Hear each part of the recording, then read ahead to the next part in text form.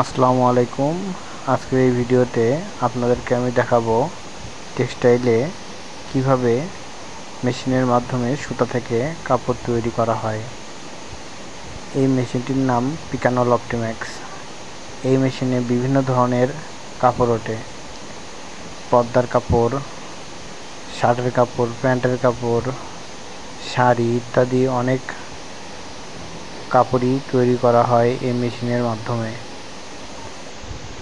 আমাদের দেশে আগের মানুষ হাত দিয়ে অনেক কষ্ট করে কাপড় তৈরি করত, আর এখনকার যুগে কাপড় তৈরি করতে আধুনিক মেশিন বার হয়েছে।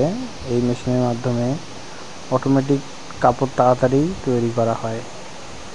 এই মেশিনটির মাধ্যমে কাপড় তৈরি করতে বেশি সময় লাগে না, খুব দ্রুতই কাপড় তৈরি করা হয় এই মেশিনটির মাধ্যমে। আপনারা যদি এরকম ভিডিও আরও চান, আরও সুন্দর সুন্দর ডিজাইনের, তাহলে আমাদের এই চ্যানেলটি সাবস্ক্রাইব করুন প্লিজ।